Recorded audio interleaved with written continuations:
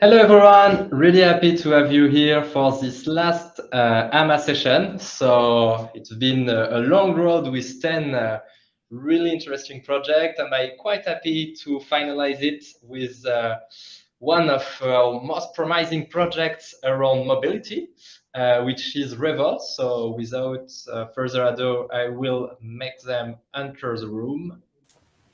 Check. Hello. Hello Alexis, hello Raphaël. Hi, hello. Hello, Yanis. Hello, Pierre-Andrea. Hello.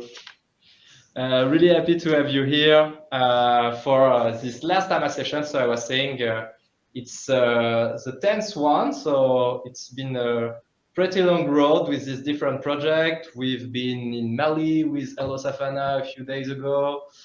We've been in Kenya also. We've talked about farming, and today we are talking about mobility, and more especially electric mobility.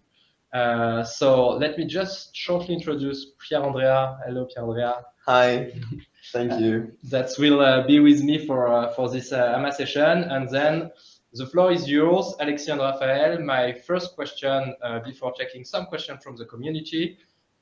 So let us know a little bit about your background. Who are you first? What are you planning to do?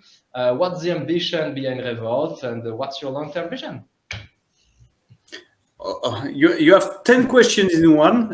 Yeah, that's a pretty big question, but it's perfect. Go more deeply. First, thank you very much for hosting us tonight. And just to tell you that we are very proud to be part of this batch. When we see the level of quality of all the other projects, and especially because we know that the tradition is to keep the best for the last. It tells about the level of trust you have in us. So thank you for that. So I'm Raphaël, Alexis. So just to tell about myself, my background, I come from the show industry, show and event industry. I'm an art director and a stage designer, and I'm specialized in telling stories in a live spaces like theme parks or theater places or hotels. And today I'm in a different place to tell stories. I'm in garage, electric garage for cars. So I'm a kind of UFO in this industry, but this is very interesting to me, and I'm with the best guy for that. And yeah, so I'm Alexis. Thank you everybody who's watching us right now, and thank you Cardashift for having us in this last position. I started working in startups 10 years ago when startups were not that sexy. At this time, it was hard to find an intern and very, very hard to raise 100,000 euro. Now you can do it in 10 minutes with blockchain. So it's pretty. I feel old when I'll say that, but it's actually pretty true. And I've only worked in a startups linked with mobility. I've been a community builder for a ride-sharing platform who used to be called Jump. It was some kind of a Lyft, like for the American viewers, when Lyft used to only use the non-professional drivers in 2013. I've been developing the community in France for 2 years. Then we got acquired by Chauffeur Privé, who was the French competitor of Uber, and I left to join Cityscoot, which is a French electric moped startup. And I saw the company grow from one employee to 350, and from 30 mopeds to 6,000 mopeds in 3 countries on a dozen of cities.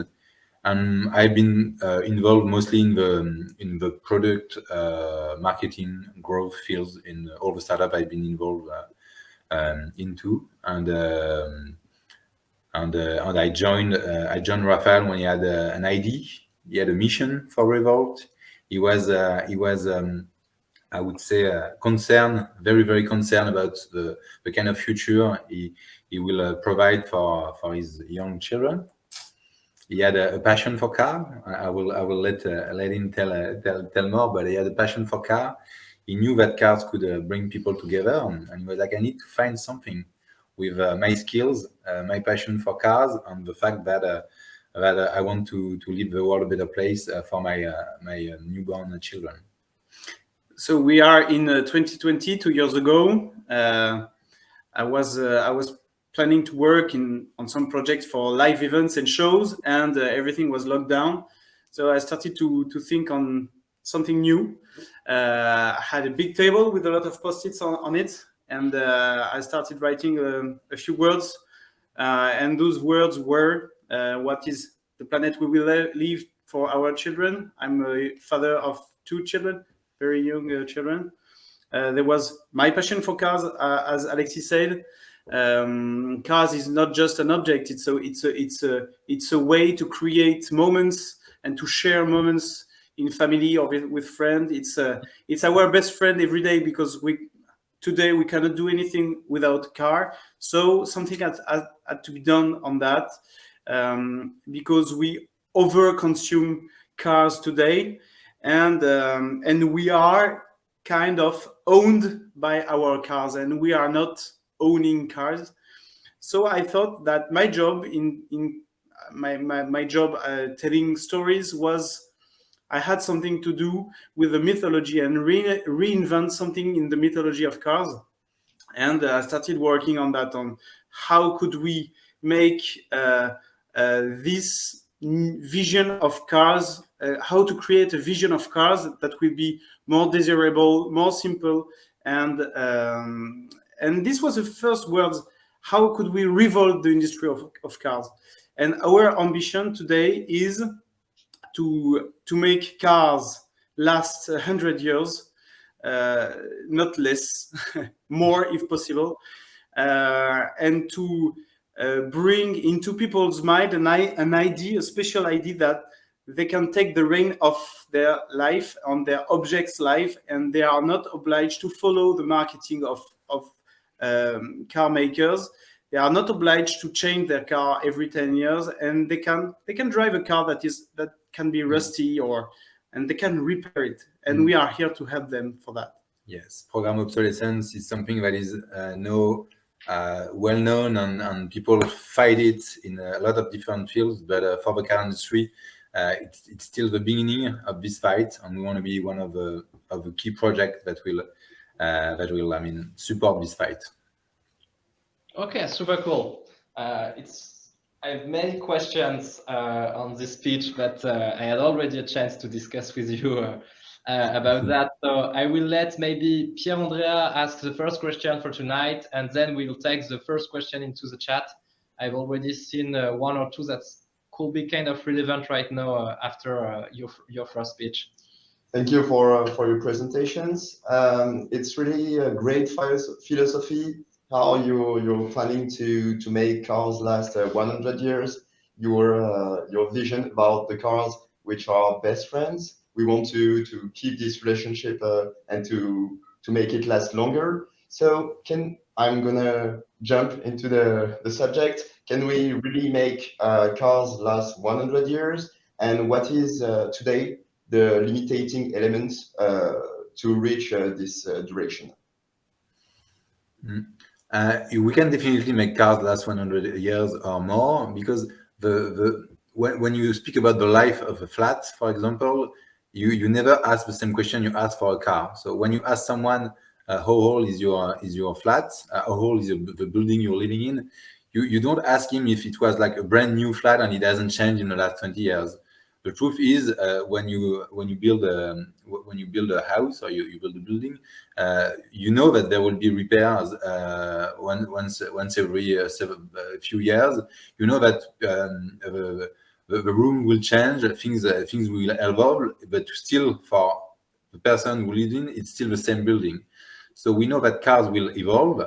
But like back market for smartphones, like Fairphone for mobile phones, we think that cars must be think in a different way.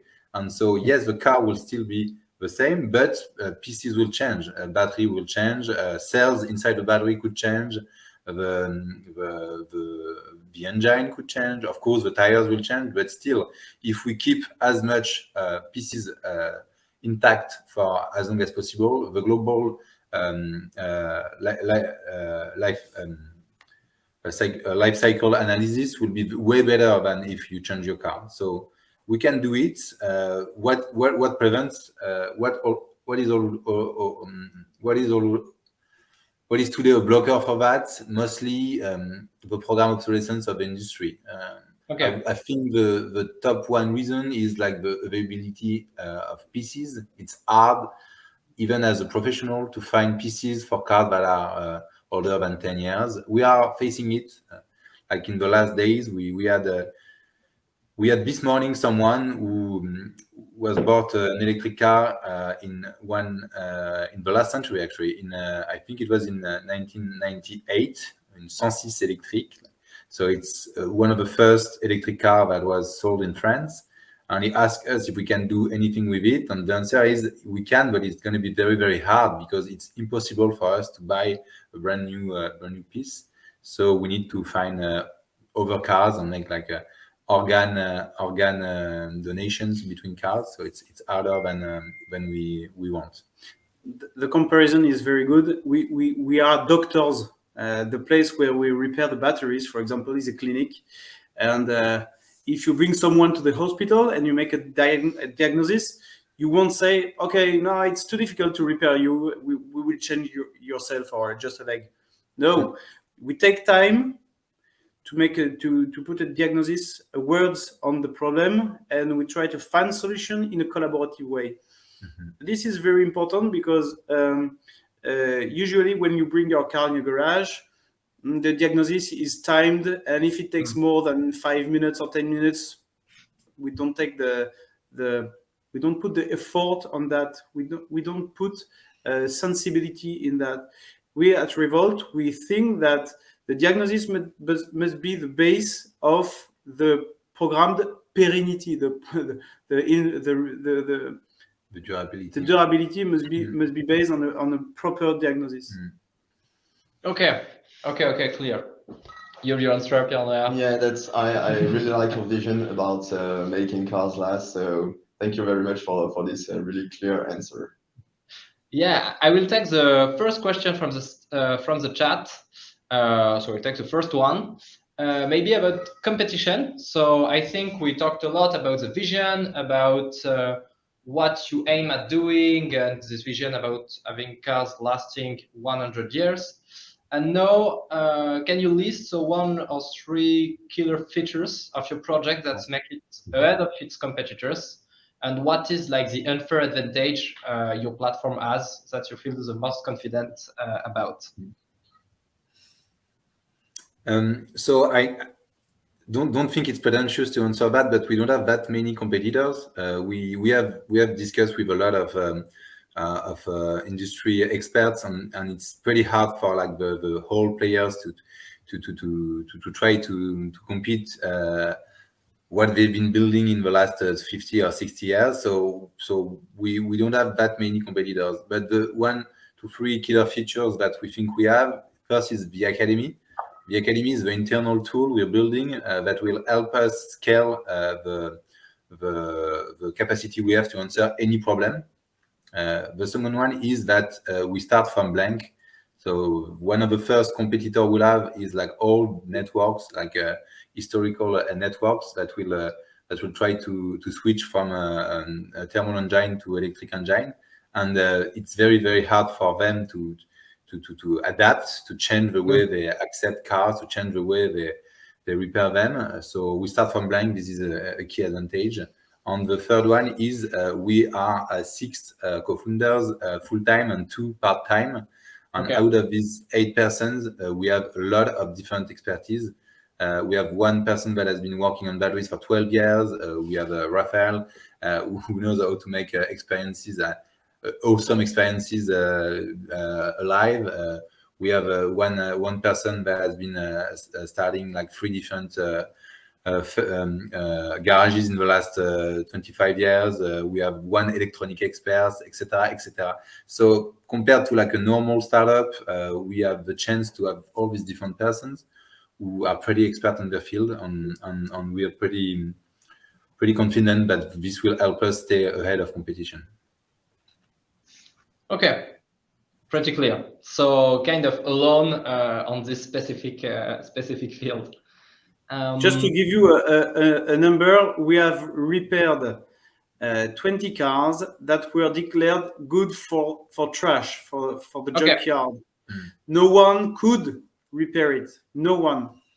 Sometimes cars that were in the garage for 1 or 2 years, and when they were brought to us with our tools, we are able to put the real diagnosis and to repair it from inside. Calculators, electronics, batteries. And I think we have a question into the community that is maybe the follow-up question to this point about competition from Leldering. So saying, aren't you afraid that traditional actors, investors, I think it means like the main manufacturers, invest heavily to capture all the markets? There are different ways to answer this question. The first one is, are you afraid that Tesla is going to be destroyed by traditional actors? I mean, traditional actors had way more money. They had all the knowledge, and they've been destroyed in terms of value. I think both, I mean, public value, but also real value in only 10 years. So I don't think the fact that you invest a lot change the fact that you could. I mean, we don't think we're going to be Tesla in a few years. We just think that it's very, very hard for traditional actors to invest and to make it a reality for them to fight program obsolescence, because they have been building partnership business models, even jobs that are only that rely on the fact that cars must last between 10 to 15 years. So it's very, very hard for them to suddenly say, okay, let's capture the market. Let's say that, okay, no, we are a service company, and we are pretty close to different car manufacturers, persons that have been working in the car industry for more than 10 or 20 years. We have business angels, and some of them have been working in the car industry for more than 25 years actually, and they are all pretty confident that we're gonna capture a significant part of the market because it's going to be easier for us. We start from blank again. You know what? I'm from a family. I will give you an example. I'm from a family of artists since 3 generations, since 80 years, where our software inside is telling stories, playing music, and it's as if you ask me and all my family to swap from artist to, I don't know, plumbery. Okay, you will switch, you will change your job, you will change your software inside. Car industry is exactly the same. You have maybe 20,000 people in France working in one aim. It's selling cars, selling parts, making money on the programmed obsolescence. And all those people have careers, they have plans for their careers, they have based all their life on that. So you can invest massively and hugely on switching that. You can purchase all the tools you want. You have to change people's mind in the industry. We are a mice facing an elephant, but we are the right mice. And also we actually met persons that pitched something that is pretty close to Revolte. To their firm, and each time they told us that they were not ready. And when we asked them, when do you think they will be ready, because you asked them to create a network for aftermarket, blah blah, they told us in 10 years. So if the insiders tells us that they won't catch us, I think we can think that there is a significant chance that we'll capture a part of the market, and the market is huge also. So it's, I mean, we are not pretentious. I would be more than happy to see the switch, and the shift must be done. And we hope the car manufacturers, the biggest one, will start actively investing in the field. I mean, it would be a great. If it happens, it's going to be a huge news for the planet, and we're going to be so happy. So. Okay, pretty clear. Yeah. I think it's a good point to mention, like the capacity of current like car manufacturers to move to this new industry, and the fact that you may have like quite of an avenue in front of you. I think I will follow with one question also from the ring, because we've talked about the competition, and now let's maybe talk about the market. So you mentioned that the market is big, and if I understand a little bit the question of Leldering, so he said, I must say I'm a bit skeptic regarding the capacity people have to change their habits. What's your plan to make that happen? Is it all your mission, or do you believe the market will naturally shift by itself? So I think it's mostly I'm interpreting, but it should be maybe about this idea of having a car lasting 100 years. Will it be like, it will be kind of a change for people to say that I want the same car even for 10 years? If I understand well, the question is, no, I will give a question. I will give an answer, even if it's not the right one, but I think it will be okay. The great power of the car industry in the 20th century is based on heavy investment on, I would say, soft power, movies, heroes, models. The inner mythology in children's and teenager and adults' mind is based on fully tailor-made mythology on making the car part of your personality. This is why we decided not to build a garage, but to build a brand. Revolte is a brand, and its mission is to switch car industry from the 20th century to the 21st. We want people in 10 years, and we know we will succeed in that. We want people having a sticker or a badge Revolte on their car. They will be proud to say, look at that, there is a scratch on my car, and at Revolte they have found a way to paint it and to make me proud of this scratch. My car has not the same door on the left and on the right, but I'm proud of that. You know, it's not customization.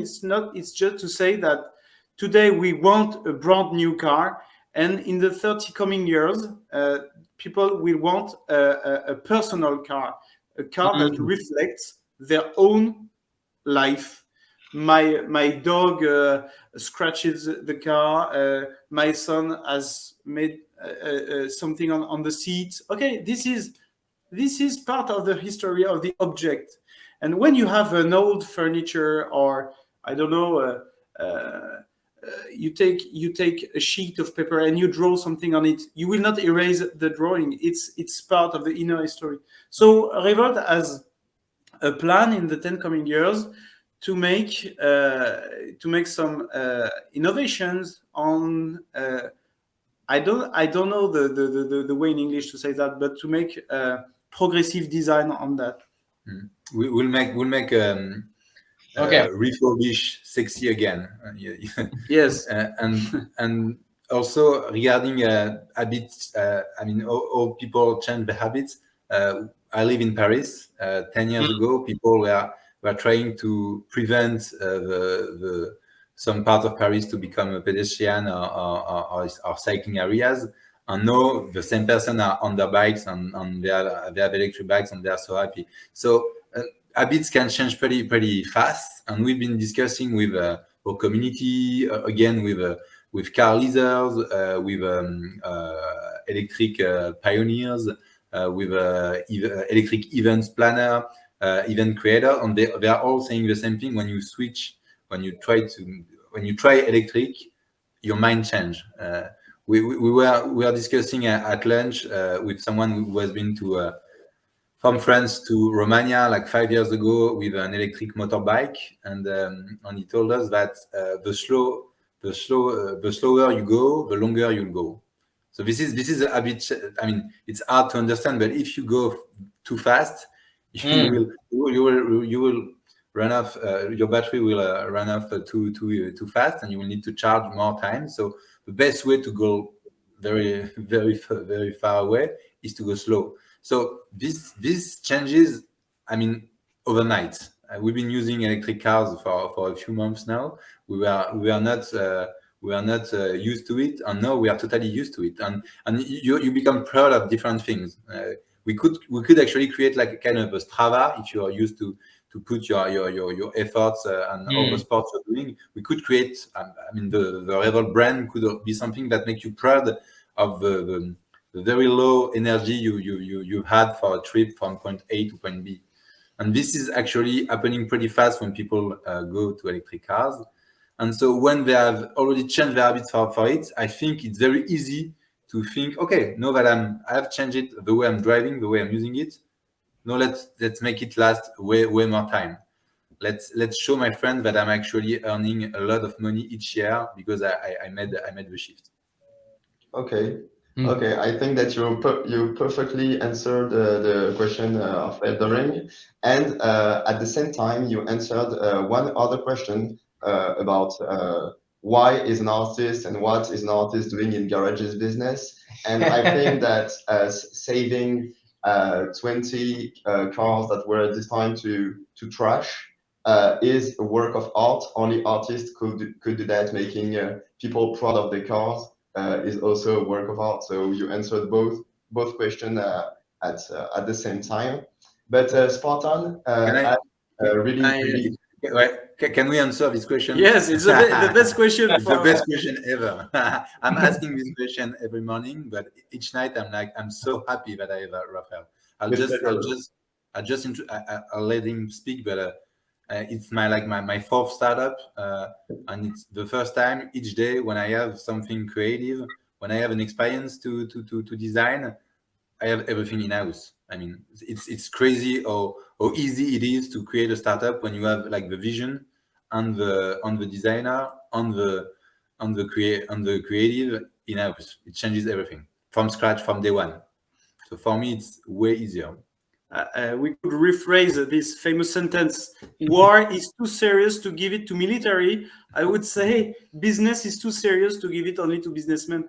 No, seriously, why isn't there more artists in great companies? I mean, I don't know which designer said you have to put designer in the board of every big business on earth, because our inner software is not money. I'm not dedicated to that. I don't know how to make it. So that's it. Why not more garagists are artists? And I'll also tell you something more, Spartan. I don't know where you work, but I've been facing like a lot of difficulties in my last startup. And I used to study biology before studying business, and I'm like a Darwin huge fan. And when you think of startup like kind of a living entity, the more diversity you have when you're facing big trouble, the easier it will be to tackle these challenges. So having diversity from day one makes you a better entity, and makes you a stronger entity, and makes you a more evolutive entity, and that's what a startup needs. No, but that's super interesting, you should, because I know that there is an academy inside Revolte. Maybe you will be able to talk about it later on, but you should also open an academy for artists for reconversion into businesses. So Revolte would be the first one. Please don't give us too many ideas. So yeah, Pierre-André, you wanted to switch to another question, maybe? Yeah, it's a more general question, again from Spartan. So thank you, Spartan, for these questions. Simple, why Revolte?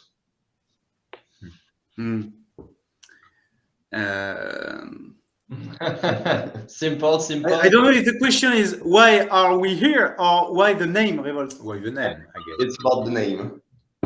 I could give a ton of reason. Because it sounds good. But also it's and then Volt, so it's Volt again.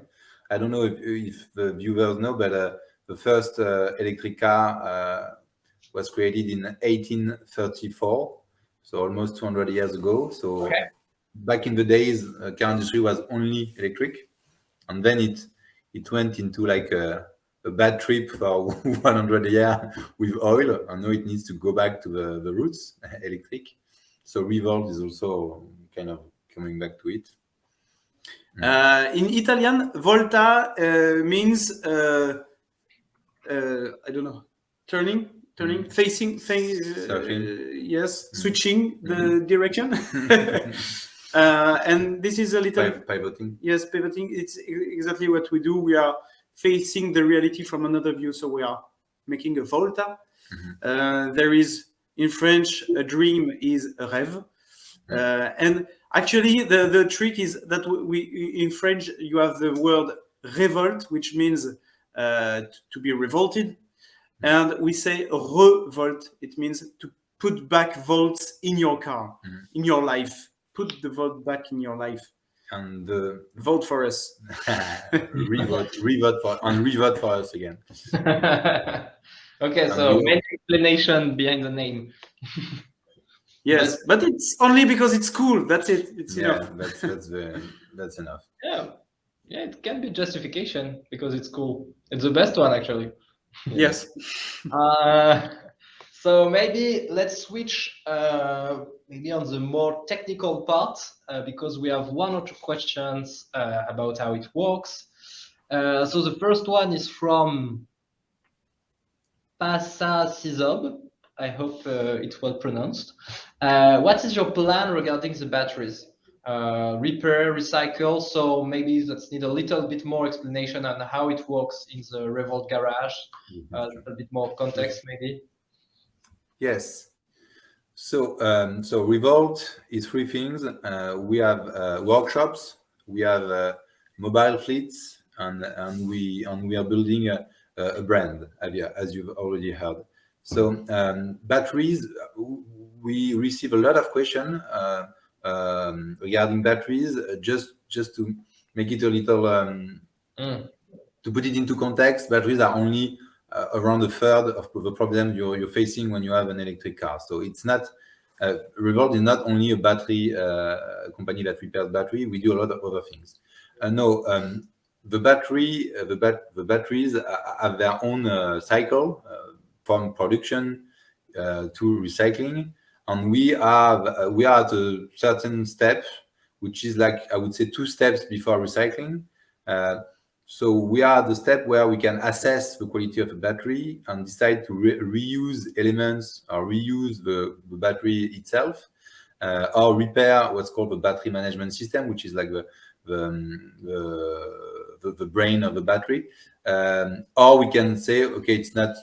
We won't be able to put it back into a car, and then we give it to the rest of the cycle where people have received the ability to actually be a recycler. We cannot recycle them; it's impossible. I mean, the law prevent us from doing it.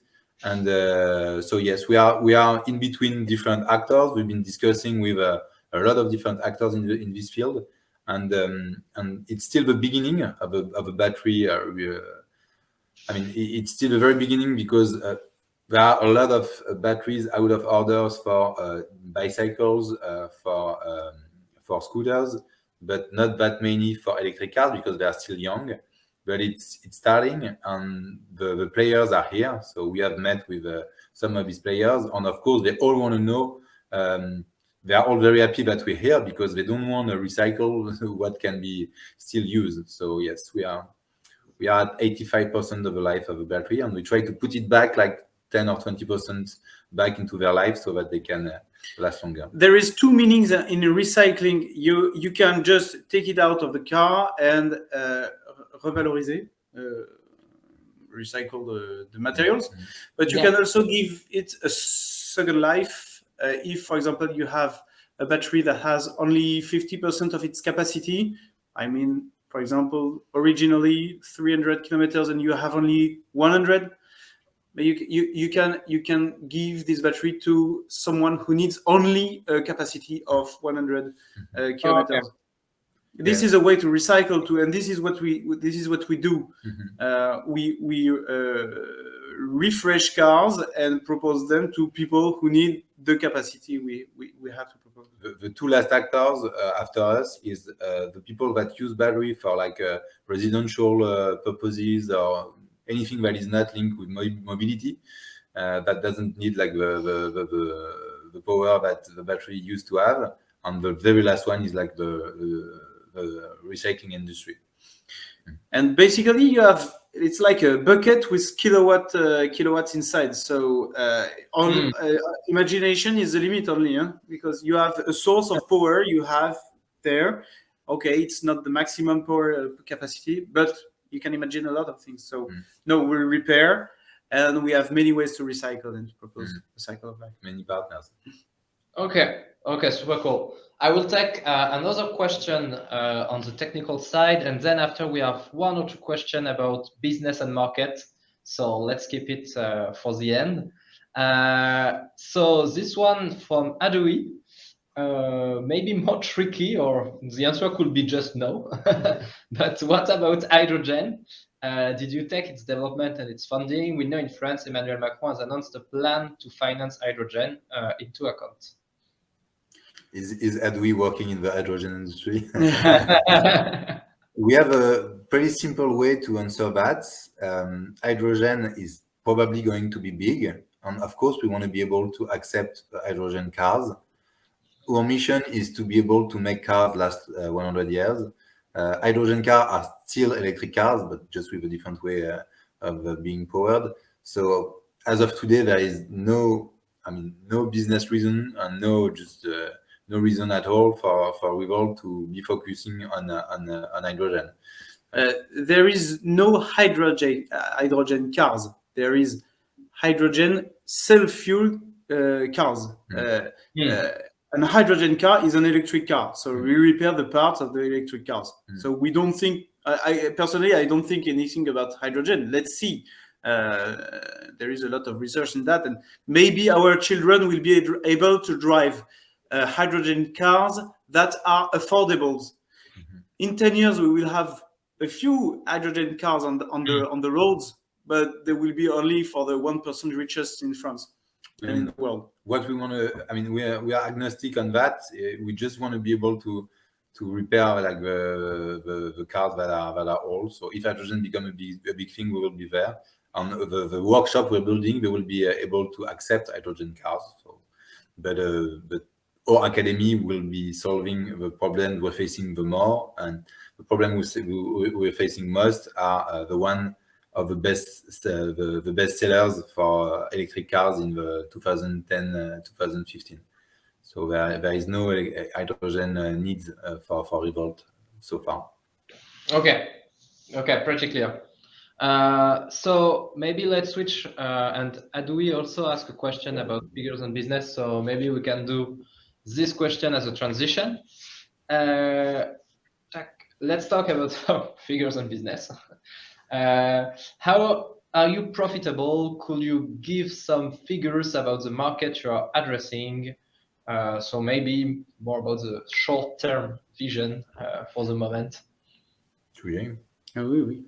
So it's a 20 billion industry, the repair industry just in France. It's going probably to shrink a bit because electric cars are supposed to need less works, but it's actually probably wrong. What we are assessing, what we've discovered in the last year and a half is that when you have an electric car, it's going fewer times to the garage, but when you're going to it, it's gonna cost you a lot. The average cost for repair on the Renault Zoe, which is the best seller in France, is more than 2,000 euros. So it's not something you're usually paying when you go to a garage for your thermal car. So the market is pretty huge. or are we profitable? We are a service provider. So when someone come to a workshop, when someone asks us to do a repair, we have salaries, employees, and they have a cost. So if you ask them to do a small, an easy task, it's going to be 70 euro per hour, which is like the usual amount for a garage in France. And when we have several steps, on the highest paid hour is 120 euros as of today at Revolte, and it's when we have to work inside batteries. So we need more skills, more security checks. So we are profitable by design. For each hour, we are actually repairing cars. Then the question is, when are we going to have enough cars to be profitable? And we are building, as we speak, we are building our second workshops in Nantes, in the western part of France. The first one is in Rennes. The first one is profitable because we have only a small space, and we have as we speak, I think we have 6 cars in it as of today, and we are only the co-founders. We have only hired a few persons, and the first promotion of E-Mex, the first E-Mechanics, yes, we are going to arrive in the next month. And so the second workshops in Nantes is going to be 10 times the size of the first one. Okay. So we will be profitable in this one if we have more than 4 persons working full time. So just E-Mex for the audience, like mechanics dedicated to yes. electric. It's a new name we wanna use because they are not mechanics that have decided to get more skills. We think they're gonna be new persons that becomes electronic mechanics, and we call them E-Mex. Okay. The skills needed to be an e-mechanic is first the base of mechanics, because you have still moving parts in the car. You need also to be kind of computer scientist because you have to diagnose and to be able to read, and to read between the lines also of everything the computer says to you. And in addition to that, just to let you know that an electric car needs to be maintained every year. You need to have an annual maintenance on an electric car. The safety rules to work on an electric car are not the same. It's really different. It's a different job than being a mechanic for thermic cars. You have to be an electrician to work on a car, an electric car. You need a safety zone of 1 meter all around the car, and you cannot change a bulb of a car without an habilitation. I think all of these make that we are capturing part of the market for that.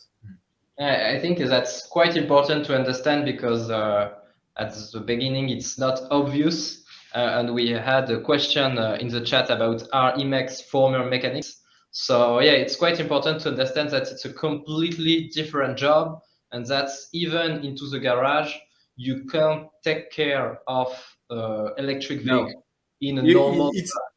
I had lunch today with a business angel who's been working in the truck industry for 15 years, and he told me that the mechanic he has in his firm, they don't want to become software engineers. That's what they tell him, because it's so many tools and so many new way to diagnose. They don't feel they can rely on anything that they've learned in the last 10 years. So he tries to motivate them, but it's pretty hard. Also, when I started at Cityscoot, there were 7 persons that were repairing thermal mopeds. They've been doing it for the last 10 years, and they decided to when the founder of Cityscoot told them, I'm going to start a brand and to start a network of shared mopeds, and there will be hundreds of mopeds to repair. Only 1 out of the 7 said that he wanted to do it. It's very, very hard for them to do it. It's like for us, if we wanted to work without laptops. going to be impossible. I mean, I'm used to laptops. I know all the tools, all the keypads by heart. So why should I come back to paper? And this is kind of a thing they need to do, but so it's going to be too hard for them, for most of them, unfortunately. Super interesting. I think the precision was needed to really understand the necessity of this kind of business. Pierre-Andrea has also a question, or maybe a question from the chat. So yeah. I will let you the floor. Thank you for the previous answers. It's actually a question from the chat. We've been talking about profitability, and profitability often come with risks. What are the risks in your business, and how you could treat with it? And have you ever done beta test or something like that? The risk is 400 volts. We have the risk of electric shock, for sure. It's a good question, but let's first answer the second one. We started as a brand that wanted to build the car of the future, the car that will last 100 years. And what we've learned in the first month of Revolte is that the planets and the business and the citizens, they don't need the new car manufacturers. They don't need the new Tesla. They don't need the number 10 car of the future company. They just need someone that repairs the one that exists because they have no solution and they suffer from it. So what we've learned from early version of our products is that we made a huge pivot from creating cars to repairing them. What we learned from early version of our websites and from the first month of exchanges we had with the community is that they want experts and they want to be considered as pioneers. The person we're talking to, they've decided to buy and use electric cars 10 years ago, or like 5 or 6 years ago. So each lunch, each diner, each time they are going to a place far away from them with their cars, their friends tell them, "Oh, so you made it? You don't have enough autonomy. Are you sure you want to stick with it? Do you want to go to my big SUV? Do you see my truck? I can go 1,000 kilometers from here if I want."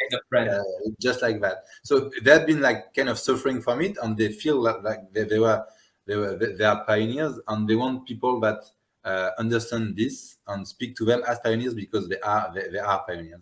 So this is what we've changed our service and our product. We are not like, I think we are more a community and less like a usual website that gives you advices on how to put your credit card.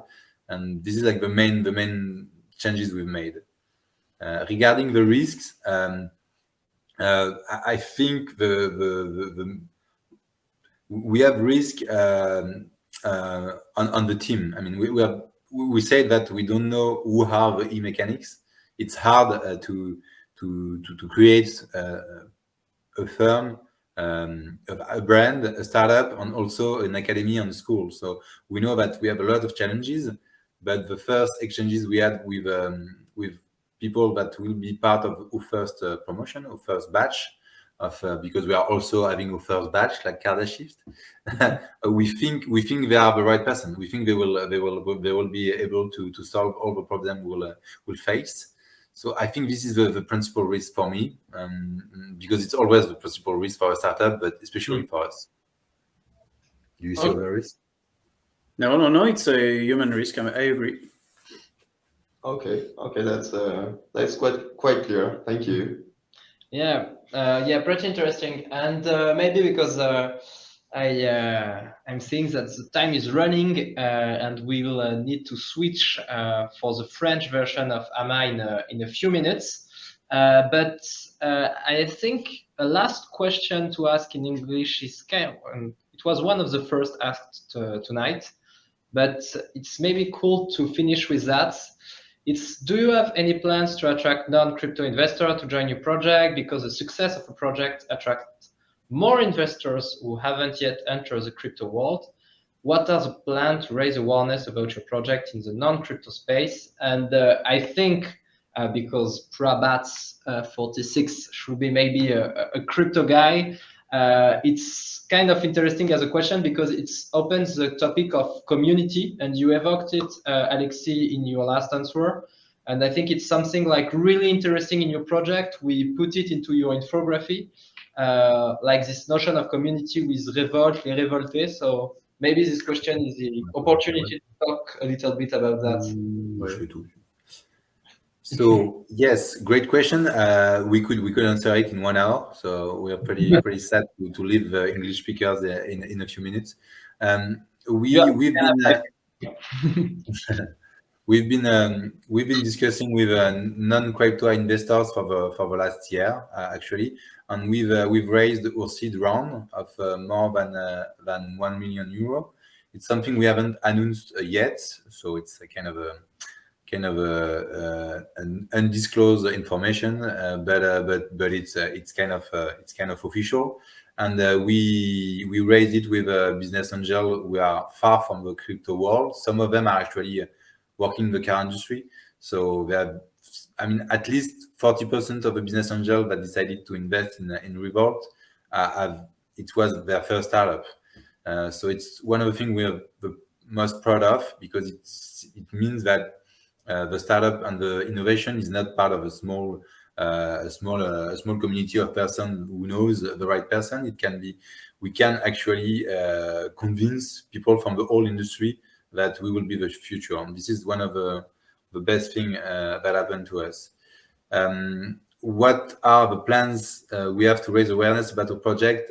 I could actually tell you dozens of things we will do, but basically we are discussing with professionals and the citizens. For the professional, we are speaking to garages because they don't have the skills, the room, the tools, sometimes to repair EVs, so they bring us clients. We are talking to city halls. We're talking to fleet managers, and if any of the person that hear these words want to reach us and ask us regarding one specific situation or one specific person, feel free to do it. And we're also discussing with all the partners that will have in the industry of electric cars, the small startups that assess the quality of your battery, help you put a charging station at home, help you charge when you're out of home, help you plan your trip. They all want to have a tool, have a partner for the after sales, and they are pretty happy that we are here. So we've been pretty active in the non-crypto investor, in non-crypto world, sorry, but we are very, very happy to be here with the Cardashift community, because we think community is key. I mean, we are facing huge actors, and we're still pretty confident. Why? Because the person we're talking to, they don't have solution. They don't feel people. They don't feel they have someone they can trust if they want to decarbonate with their cars, if they want to fight program obsolescence. So we felt the community, the sense of community from day one, and we want to build on that, and we want to make events, and we are very happy to have Raf with us for that. But we'll do all that we can to make Revolte, even when we'll be thousands and dozens of thousands, feel like a community where you can share tips, give information to other person regarding how to drive, how to solve problems, how to do anything that can make your car last longer. Okay, super clear.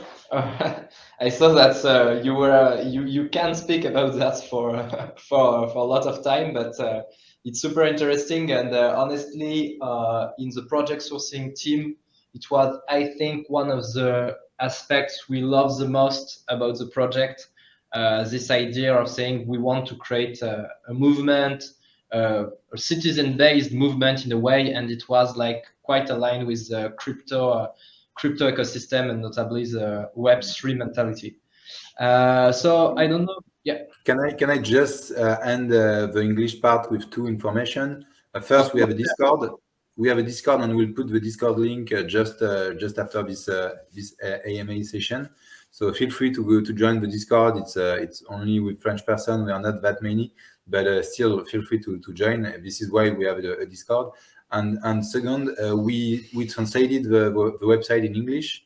So if you have more questions, or if any person that reaches this part of a video in the next few days want to get more information, just go to revolte.club and you'll find the English translation of the website. And I hope you will find your answers on that, or just reach us. Okay, perfect. Thanks a lot. Pierre-André, I don't know if you have any last comment before going into French. Thank you very much for all these answers. I can feel, and I think that everyone can feel how passionate you are about your activity. So really, big thank you for all of this. Thank you, Pierre. Yeah, thanks a lot also on my side. Really happy to have hosting you for this AMA session. And let's switch in French for the French guys into the comment section. I think it will be maybe more informal, and we'll have the potential to answer a few more questions. Thanks a lot, and good luck for the voting phase, which will start in a few days. See you in a few minutes. Okay. Bye-bye.